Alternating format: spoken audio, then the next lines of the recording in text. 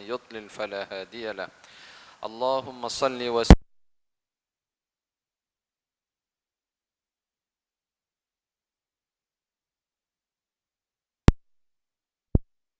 Jangan terasa Al-Quran jauh pada diri kita. Maksudnya apa? Setengah orang apabila dia, masa mana dia hidup bersama Quran, hanya pada waktu-waktu tertentu sahaja. Contohnya pada bulan Ramadan saja dia hidup bersama Quran. Habis Ramadan dia tidak ada bersama Al-Quran, jauh.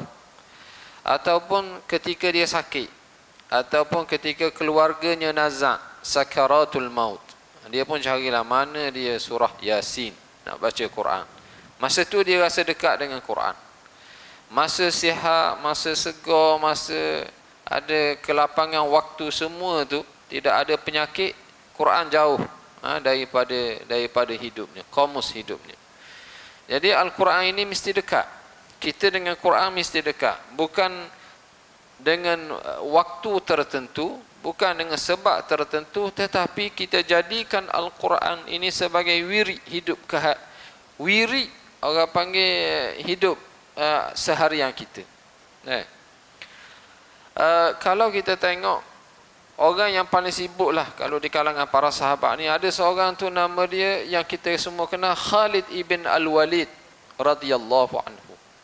Khalid ibn Al-Walid ni dia bersama dengan Rasulullah selepas daripada peperangan Uhud. Peperangan Uhud. Khalid bersama Rasulullah selepas peperangan Uhud. Masa perang Uhud tu dia, perang Badar dia tak masuk. Perang Uhud dia sebelah musyrikin. Masa tu belum Islam lagi. Kemudian dia masuk Islam bersama dengan Rasulullah. Semua jenis peperangan bersama Rasulullah dia bersama Rasulullah. Zaman Abu Bakar As-Siddiq dia berperang. Masuk perang, lawan golongan murtad, macam-macam. Pembukaan kota selain daripada Makkah Madinah ni dia ikuti.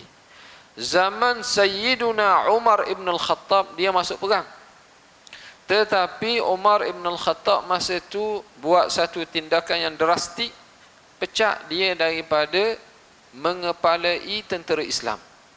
Khalid ibn Al-Walid. Dia bukan hanya pecat, tapi dia pergi ambil sendiri Khalid tu di Syam, buat balik Madinah. Umar ibn al-Khattab sendiri pergi ambil Khalid daripada Syam, buat balik Madinah. Dia bawa balik Khalid ibn Al-Walid. Pasal masa tu Khalid ni nama dia dah jadi orang panggil figura.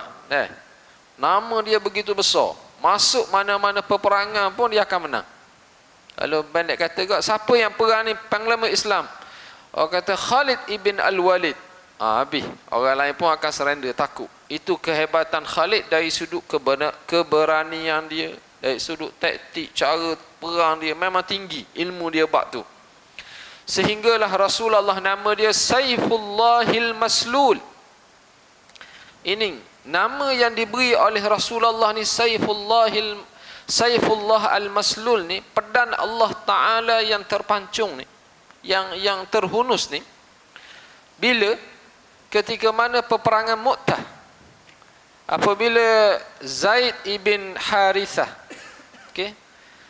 Abdullah bin Rawahah radhiyallahu anhu, Zaid ibn Harithah radhiyallahu anhu, dan juga Abdullah bin Rawahah, Zaid ibn Ja'far ibn Abi Talib. Tiga orang panglima ni Rasulullah sebut. Masa nak pergi perang Mu'tah tu Rasulullah sebut. Kalau Ja'far, saya lupa dia punya urutan, tapi Rasulullah kata kalau yang pertama meninggal, ambil yang kedua. Sebut nama ni. Yang kedua meninggal, ambil yang ketiga. Yang ketiga meninggal, Rasulullah tak sebut siapa. Jadi tiga-tiga orang ni dia pun dah terasa dah bermaksud akan menemui syahid pada peperangan tu. Kemudian Rasulullah masa tu dia duduk di Madinah. Dia sebut saat sahabat Rasulullah yang pergi perang Mu'tah tu jauh. Mu'tah ni luar daripada kawasan Jordan tu, luar daripada Saudi, jauh. Maknanya ratusan kilometer, ribuan kilometer jauh. Tapi Rasulullah sebut, telah gugur seorang ni, naik yang kedua. Telah gugur yang kedua, naik yang ketiga. Rasulullah duduk Madinah, dia sebut satu-satu rentetan cerita. Kita kalau tak tengok Chongwei kalah semalam tau, kita tak tengok, kita tak tahu. Nah, kita tak ada ilmu hak yang Allah Taala beri kepada Rasulullah, kepada kita tak ada. Tapi Rasulullah dia ada apa? Dia ada wahyu. Dia ada wahyu. Kita ada TV. Nah, kita tengok TV. Kalah berapa kosong apa, kita tengok TV semua. Rasulullah dia tak main TV. Dia wahyu. Allah Taala sampaikan. Ini dah jatuh gugur, ini dah jatuh gugur. Yang selepas terakhir yang ketiga jatuh gugur tu, Rasulullah kata sekarang ini panji Islam dibawa oleh Saifullah, oleh pedang Allah Ta'ala, Khalid ibn Al-Walid. Jadi apabila Rasulullah sebut Saifullah, pedang Allah, lepas Rasulullah meninggal dunia, dia masih tetap memegang title nama Saifullah. Siapa dia? Khalid ibn Al-Walid. Lepas Abu Bakr As-Siddiq meninggal dunia, title tu masa zaman Umar ibn Al-Khattab masih menggunakan Saifullah. Jadi nama Saifullah yang diletak oleh Rasulullah sallallahu alaihi wasallam ni, dia ada karamah, dia ada kemuliaan. Maksud apa? Apa-apa peperangan yang Khalid sertai tak akan kalah. Takkan nama Saifullah tiba-tiba kalah perang. Tak munasabah. Jadi Rasulullah letak nama Saifullah tu berkat karamah, kemuliaan. Dan memang Khalid ibn Al-Walid sampai akhirnya masuk mana-mana peperangan pun dia menang. Tapi nak ceritanya apa dia? Saat dia nak meninggal dunia, tubuh dia ni memang penuh dengan orang panggil apa dia? Dengan kesan-kesan lembing, kesan apa dia ni, pedang, kesan panah ni. Tak sampai sejengkal, dua jengkal, memang tubuh dia ni dipenuhi dengan semua benda tu. Tapi dia tak meninggal di medan perang. Ini pun satu karamah kenapa Rasulullah nama dia Saifullah. Dia tak akan mati syahid sebagaimana apa dia ni Hamzah, sebagaimana orang-orang lain, tapi dia meninggal dunia di atas katil sahaja. Di atas katil. Saya nak ceritanya ialah saat dia nak meninggal dunia tu, dia menangis. Dia tengok Quran, dia menangis. Dia kata, wahai Quran, kitabullah, aku sebenarnya terlalu sibuk dengan jihad sehingga lupa untuk membaca. Tak ada masa, bukan lupa, tak ada masa nak baca kamu. Aku sibuk dengan jihad kerana sampai tidak ada masa nak baca kamu. Dia menangis, menyesal. Dia rasa menyesal sebabnya tak baca Quran banyak, dengan sebab dia sibuk dengan, bukan sibuk main Facebook dengan Twitter ke apa ke Instagram, bukan. Dia sibuk dengan jihad. Jihad tu banyak dah kelebihannya. Jihad tu kelebihan dia banyak dah. Dari sudut Allah Ta'ala jauhkan daripada api neraka, dari sudut banyak pahalanya, semua peluh yang jatuhnya, debu-debu yang terlekat pada tubuh badannya, jaga waktu malamnya, bunuh, semuanya itu ada pahala-pahala yang Allah Ta'ala dah sediakan. Tapi dia masih lagi menangis masa tu. Dia kata, kami terlalu sibuk dengan jihad, wahai Quran, sehingga tak boleh nak baca kamu. Allahu Akbar. Jihad, bahasa Arab, kalau al-jihazu itu handphone, gadget. Ada. Jadi ulama mutaakhir ni dia kata, kalau Khalid ibn Al-Walid, dia kata kami sibuk dengan jihad tak baca kamu. Orang Islam akhir zaman ni bukan sibuk dengan jihad, tapi sibuk dengan jihaz. Jihaz ni sibuk dengan apa? Gadget. Handphone, iPhone, Samsung, benda-benda macam tu. Sibuk dengan benda tu sehingga dia tak boleh membaca Al-Quran setiap hari. Okey? Jadi cuba kita renungkan bagaimana orang zaman salafun salih, sahabat, para tabi'in, memang dia tengok kepada Quran ni, dia rasa hebat. Salahuddin Al-Ayyubi, malam ni kita mukaddimah dulu dah. Salahuddin Al-Ayyubi begitu juga. Salahuddin yang membuka kota Baitul Maqdis. Baitul Maqdis ni bila dibuka kali pertamanya pada zaman Umar ibn al-Khattab radhiyallahu anhu. Kali pertamanya Umar ibn al-Khattab radhiyallahu anhu yang membuka kota Baitul Maqdis. Dia pergi daripada Madinah nak terima kunci Baitul Maqdis. Dia pergi. Panjang ceritanya, dia pergi naik seekor keldai ataupun macam itulah tunggangan. Dia gilir dengan khadam dia. Gilir turun naik. Katanya, ada orang katalah sepanjang duduk atas belakang tu sepanjang bacaan surah Yasin.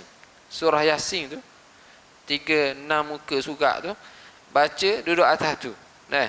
Habis surah Yasin kawan ni pula naik. Gilir.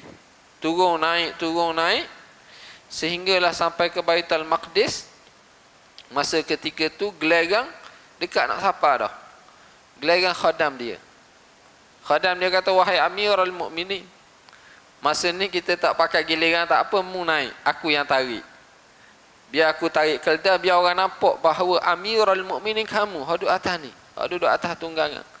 Takkan masuk kawasan Baitul Maqdis, orang duduk sambut, aku duduk atas, mu duduk bawah, orang duduk ingat aku Amirul Mukminin. Gitu. Tapi Umar dia kata, dok, kena ikut peraturan hak kita janji daripada awal. Walaupun dekat nak sapa dengan Baitul Maqdis, giliran aku duduk bawah, aku tetap duduk bawah. Giliran kamu duduk atas, mu tetap duduk atas. Itu dia. Dan dipakai baju jubahnya ada beberapa tapung. Baju jubah Umar tu ada dan beberapa tampung tu ditampung dengan tanah liat. Tanah liat. Nak ceritanya apa dia? Kunci Baitul Maqdis tu apabila padri pembesar Yahudi Kristian yang duduk di Baitul Maqdis ni, dia nak serah kunci ni, dia tengok kelakuan Umar ibn al-Khattab yang tarik tali, dan dia tengok tapungan yang ada pada jubahnya jumlah tu dan beberapa tapungan daripada tanah liat. Dia kata, betul, inilah orang yang tersebut di dalam kitab kita yang akan menerima kunci Baitul Maqdis. Itu hebatnya Umar ibn al-Khattab radhiyallahu anhu. Okey, lepas tu jatuh balik kepada Nasara Yahudi. Baitul Maqdis ni. Bila pula bukanya? Pada zaman Salahuddin Al-Ayyubi. Salahuddin Al-Ayyubi sekitar 589, 588, 80-an gitu. 580 Hijrah. Dia punya waktu tu ratusan tahun pula, puluhan tahun pula jatuh kepada tangan Yahudi dan Nasara ni. Masa ketika tu siapa yang membukanya? Salahuddin Al-Ayyubi, seorang panglima Islam yang terkenal. Dekat nak meninggal dunia dia ni, dia banyak pensang. Dia banyak pensang. Penyakit dia muda, 50-an umurnya. Dia terkejut sekejap, lepas tu dia pensang. Terkejut pula pensang, macam tu. Tetapi dia arahkan salah seorang daripada qari Al-Quran supaya selalu membaca Al-Quran kepadanya. Bagus dia. Dia ni sibuk, tetapi dia ni ada satu orang panggil akhlak, tingkah laku yang baik. Dia suka dengar Al-Quran. Ada seorang qari ni katanya Syekh Ja'far, nama dia Ja'far ataupun Abu Ja'far. Qari ni baca Al-Quran, baca suratul Hasyr, baca daripada awal sampai habis Quran, baca ulang-ulang. Dia walaupun dalam keadaan pensang, dalam keadaan sedar, dia minta orang ni baca Quran. Qari ni wa huwar rahim wa huwar rahmanur rahim. Masa qari tu baca wa huwar rahmanur rahim, dia terkejut daripada pensang. Dia terkejut. Wallahu alladhi la ilaha illa huwa alimul ghaibi wasyahadati huwar rahmanur rahim. Dialah Allah Ta'ala yang tahu, ilmu alam yang ghaib dan alam syahadah, dan dia adalah yang maha pengasih lagi maha pemurah lagi maha mengasihani. Dia terkejut dengar qari baca huwar rahmanur rahim. Dia angkat tangan, dia kata haqqan, benar bahawa Allah Ta'ala amat pemurah dan Allah Ta'ala amat pengasihani. Dia kata macam tu. Dia kata huwar rahman, betul, Allah Ta'ala maha pemurah dan dia maha pengasihani. Allahu Akbar. Jadi ni nak ceritanya bahawa Quran ni kita kena duduk dekat dengan dia. Kena duduk dekat dengan maksudnya. Bukan kita beli banyak-banyak Quran, tapi kita cuba baca, tadabbur maksud dan makna Al-Quran. Jadi saya untuk malam ni nak sentuh sikitlah tentang ayat-ayat Al-Quran ni. Allah Subhanahu wa taala antara lainnya permulaan suratul Baqarah. Suratul Baqarah Allah Taala sebut ayat yang pertama tu apa dia? Alif Lam Mim. Okey, alif, lam dan mim. Dalam Al-Quran alif, lam dan mim ni dia ada sebanyak 5 tempat. Itu yang saya nak sebut malam ni secara ringkas lah. Alif, lam dan mim dari sudut maksud dan makna memang tidak ada maksud dan makna. Bukan tak ada, Allah Ta'ala sahaja yang tahu apa maksud. Dia ilmu dalam Quran ni ada yang seluruh manusia faham. Ada hanya difaham oleh ulama. Ada hanya difaham oleh orang yang berbangsa Arab sahaja. Dan ada benda yang Allah Ta'ala tak bagi faham kepada seluruh manusia. Dia seorang je faham. Dia satu saja yang faham. Kita tak tahu apa benda hikmah. Kaf, ha, ya, ain, sad. Kita tak faham. Apakah maksud nun wal qalam? Tak tahu. Tiba-tiba mari sekata nun. Kita tak tahu. Apa maksud? Tiba-tiba ia mari sad wal Qur'ani dzikr. Dia mari qaf wal Qur'anil Majid. Kita tak faham apa makna qaf, apa makna nun. Dia ada 5 bahagian, tuan-tuan puan-puan sekalian. Yang pertamanya ialah yang seketul huruf nun, qaf dan sad. Yang keduanya 2, Taha, Yasin, 2 saja. Hamim, 2 huruf. Yang ketiga dia mari 3 huruf. Alif, lam, mim, 3. Alif, lam, ra, 3. Kemudian dia mari 4 huruf. Alif, lam, mim, sad, 4 huruf. Ataupun alif, lam, mim, ra. Yang terakhir dia mari 5 huruf. Ha, mim, ain, sin, qaf, ataupun kaf, ha, ya, ain, sad. Itu 5 huruf. Semua benda ni, tengoklah mana-mana kitab tafsir pun, dia akan letak Allahu a'lamu bimuradih. Allah Ta'ala sahaja yang faham maksud kehendak apa benda huruf-huruf ni. Jadi kalau dia kata gitu, kita tak boleh nak guna otak akal kita yang sempit, sekat, pemikiran jahil ni, tak boleh nak gunalah. Jangan kita duk tafsir kok tu kok ni jadi pasal lain pula. Dia tak boleh. Jadi semua benda ni, alif lam mim ni kita serah kepada Allah Ta'ala.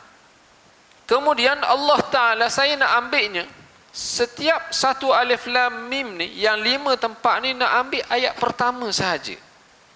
Zalikal kitabu la raiba fih hudan lil muttaqin.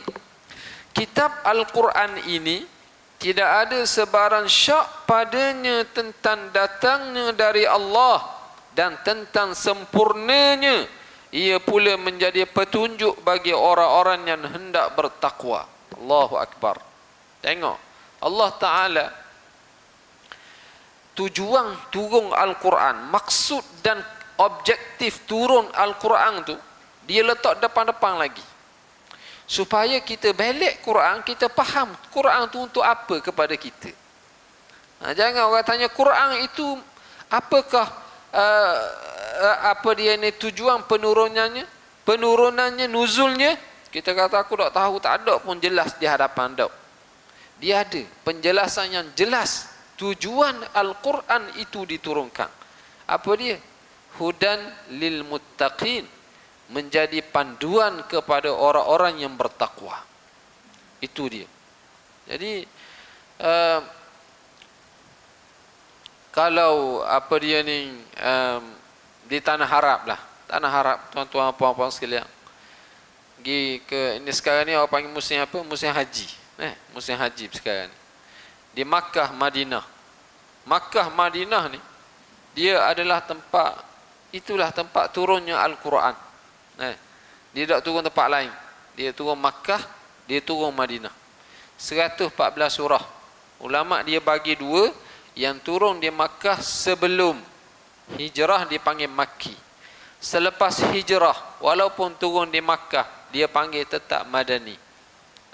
Umpamanya al-yauma akmaltu lakum dinakum, dia turun di Arafah, tapi turun tu sebelum hijrah ke selepas hijrah.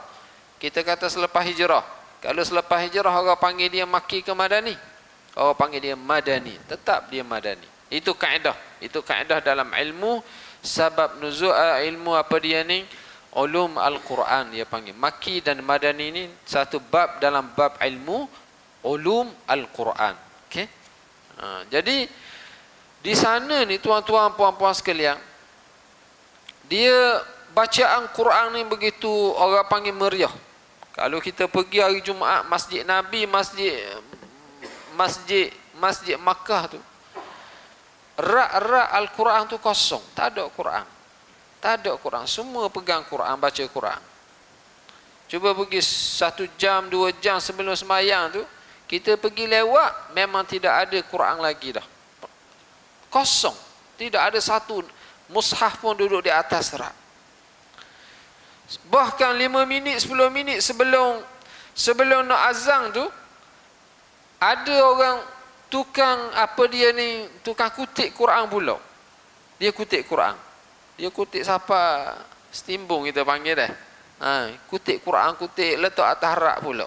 Dia kerjaan dia gitu. Dia orang panggil apa? Tatawwu' lah. Dia tatawwu', dia bagi sumbangan begitu. Nak cerita apa? Meriah orang baca Quran di sana. Yang tak baca Quran itu yang pelik. Kat kita Quran duduk atas rak tu tak gerak. Hari Jumaat pun tak gerak gitu kok. Susun macam tu. Dia tak bergerak. Hari biasa memang orang tak baca Quran. Yang baca Quran tu kita rasa pelik. Pasal apa dia bawa Quran, dia ambil Quran, dia baca Quran. Semua pakat tengok kepada dia. Rasa pelik. Itu kat kita. Di sana kalau orang tak baca Quran, hak tu yang pelik. Yang tak baca, dia seorang-seorang saja duduk congok, senyap, duduk tunggu orang baca, orang khutbah. Dah lah, duduk saja gitu khutbah, lalu baca pun dia tak faham juga. Tak baca Quran pula. Hak tu sebenarnya jatuh aib kalau dia buat begitu. Itu orang panggil benda-benda yang berbeza lah antara kita dengan dia. Jadi itu bacaan Al-Quran, tuan-tuan puan-puan sekalian, kita kena rajin. Kena rajinkan, kena jadikan wirid harian kita. Zalikal kitabu la raiba fih. Al-Quran satu ni Allah Ta'ala sebut dalam surah yang lain, inna fi hadza la balaghan liqaumin abidin. Okey, dalam surah Al-Anbiya, inna fi hadza, sesungguhnya pada Al-Quran ini, la balaghan la kifayatan dukhulal jannah, sudah memadai kepada hamba untuk masuk syurga. Maksud apa?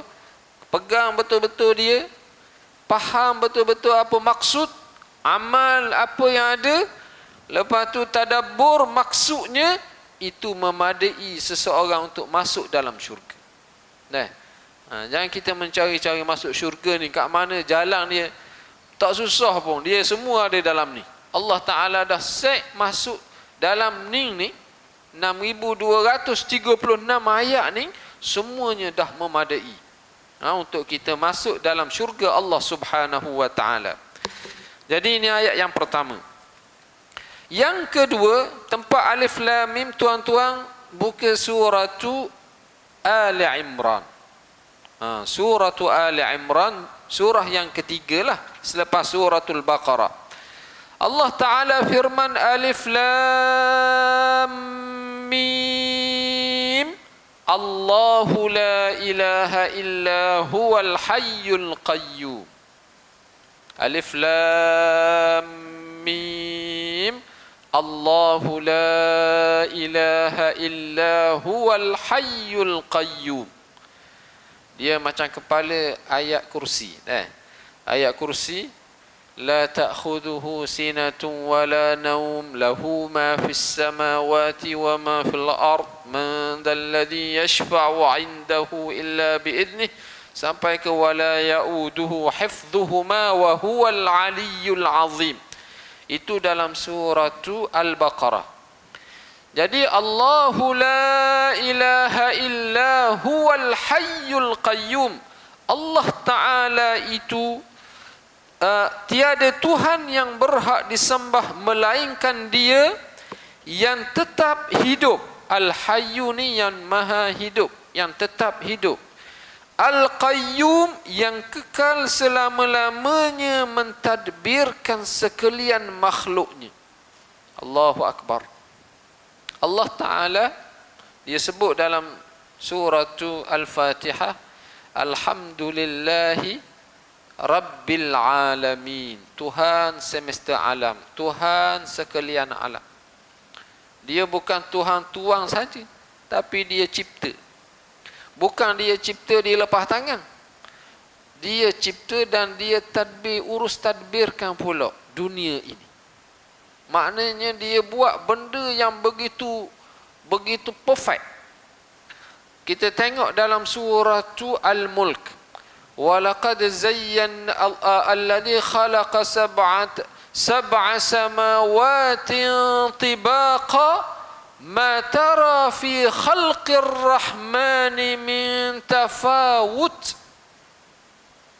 Allah Ta'ala, Tabarakalladzi biyadihil mulku wa huwa ala kulli syai'in qadir, alladzi khalaqal mauta wal hayata liyabluwakum ayyukum ahsanu amala wa huwal azizul ghafur.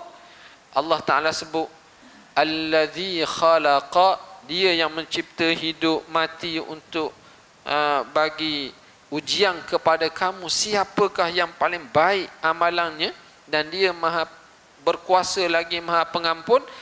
Alladzi khalaqal mauta alladzi khalaqa sab'a samawatin tibaqa, Dialah yang mencipta 7 lapisan langit.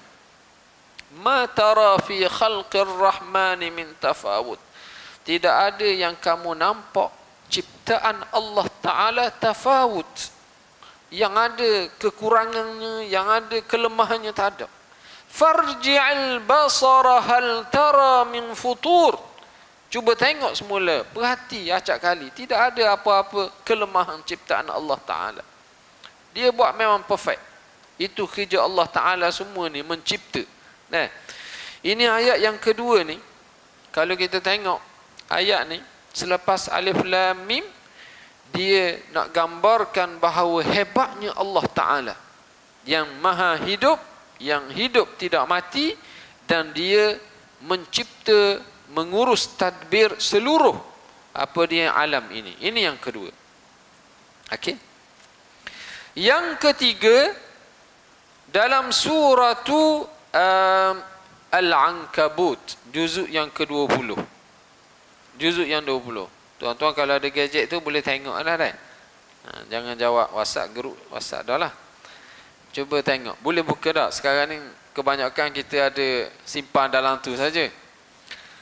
Dalam surah Al-Ankabut, juzuk yang ke-20. Juzuk 20 ni suratul Qasas dengan suratul Ankabut. Ada 2 surah sahaja. Awal dia suratul Namli. 3 lah.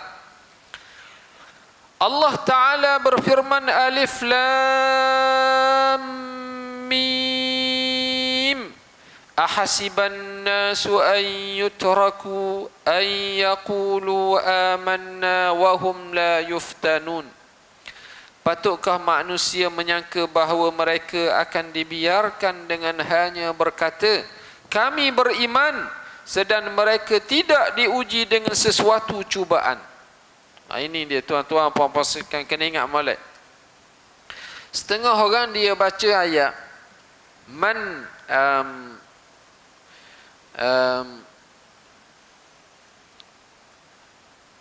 wa man ya'mal minas salihati min dhakarin aw untha wa huwa mu'min falanuhyiyannahu hayatan tayyibah. Barang siapa yang beramal amalan yang salih, beriman, beramal salih, okey, lelaki ataupun perempuan, okey, Allah Ta'ala sebut falanuhyiyannahu, kami akan hidupkan mereka dengan kehidupan yang aman, kehidupan yang sejahtera, kehidupan yang hayatan tayyibah, kehidupan yang sejahtera. Okey,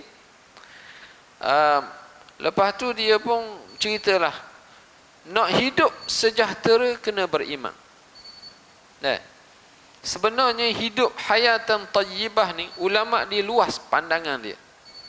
Dia kata boleh jadi hidup atas dunia, hayatan tayyibah. Boleh jadi hidup dalam alam kubur, hayatan tayyibah. Memang orang beriman ni atas dunia macam-macam jenis.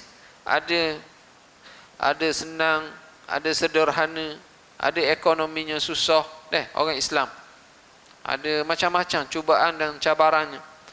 Yang hayatan tayyibah ini yang pasti milik orang Islamnya bila? Dalam kubur. Bila lagi milik orang Islam hayatan tayyibah? Itu dalam hari akhirat. Memang confirm orang Islam walaupun atas dunia dia sesak, atas dunia dia susah, tapi hari akhirat wajib confirm dia ni adalah dapat hayatan tayyibah. Ini Allah Ta'ala sebut, ahasiban nasu an yutraku. Duk ingat dah cukup ke sebut la ilaha illallah Muhammadur Rasulullah, tidak ada cabaran, tidak ada dugaan, tidak ada orang panggil tribulasi kehidupan ke mihnah. Sebenarnya banyak. Nabi Allah Ibrahim alaihi salam contohnya, wa izibtala Ibrahim rabbuhu bikalimatin fa'atammahun. Nabi Allah Ibrahim, Allah Ta'ala uji dengan beberapa perintah, lalu Nabi Allah Ibrahim menyempurnakan semua perintah Allah Ta'ala. Apa dia perintah dia? Dakwah. Dia uji apabila dakwah dengan Namrud, akhirnya apa dia? Dia bakar dalam api. Itu ada dalam suratul Anbiya. Diuji dengan apa lagi? Anaknya falamma balagha ma'ahu sa'ya, anaknya sampai usia boleh berjalan macam tu, tiba-tiba anak dia Allah Ta'ala kata apa? Sembelih. Ini kurban ni pula. Diuji. Nabi Allah Ibrahim sempurnakan semua perintah-perintah ni. Jadi uji ni sebenarnya banyak. Uji pada perintah Allah Ta'ala, perkara yang wajib. Uji pada perkara yang haram, macam mana kita patuh larangan-larangan Allah Ta'ala. Uji dari sudut kekeluargaan, uji dari sudut kewangan. Kewangan dia tak macam orang lain, susah. Semua ujian ni adalah Allah Ta'ala sebut dalam ayat seterusnya untuk mengetahui, okey, mana satu yang benar dan mana satu yang tidak tahan dengan ujian. Dan memang dunia ini tempat ujian. Alladzi khalaqal mauta wal hayata liyabluwakum, untuk uji. Dan Allah Ta'ala sebut dalam satu ayat lain, laqad khalaqnal insana fi kabad, sesungguhnya kami mencipta manusia fi kabad. Kabad ni mana apa? Yukabidu masaibad dunya wa syadaida al-akhirah. kesusahan dunia dengan kesusahan akhirat ni memang dia duduk tepek, duduk sekali dengan manusia. Sebab itulah cara untuk kita hadapi semua kesusahan dunia, kesusahan akhirat ni senang je. Rasulullah sebut dah. Orang kata la ilaha illallah masuk syurga. Rasulullah sebut dah. Apa dia ni, orang yang baca Quran pergi tolong dia. Rasulullah sebut macam-macam. Kata la haula wala quwwata illa billah. Dia adalah gedungan kanzun min kunuzil jannah. Orang panggil gedung ataupun harta kalau jumpa dalam tanah tu, harta karung daripada syurga. Jadi ini tuan-tuan puan-puan sekarang kita kena faham kehidupan dunia ni dalam ayat ni. Dia minta supaya kita memahami. Jadi saya rasa sekadar itulah. Ada dua lagi insya-Allah pada akan datang kita terang lagi. Satu suratu Ar-Rum, kemudian yang terakhir yang kelima dalam suratu Luqman. Okey, itu 5 ayat dalam 5 surah dalam Al-Quran bermula dengan alif lam mim. Tapi ayat selepas daripada itu fokus kita lah. Sebab alif lam mim tu makna kita tak tahu, tapi ayat selepas itu kita boleh memahami. Alhamdulillah. Jadi saya ucap terima kasih banyak kepada pihak Masjid Surau As-Sabah ni, terutamanya pengurusi lah, kerana dia orang panggil istiqamah lah dalam bab ni. Okay? Jadi saya sudahi dengan wabillahi taufiq wal hidayah. Wassalamualaikum warahmatullahi wabarakatuh. Wallahu ta'ala a'lam.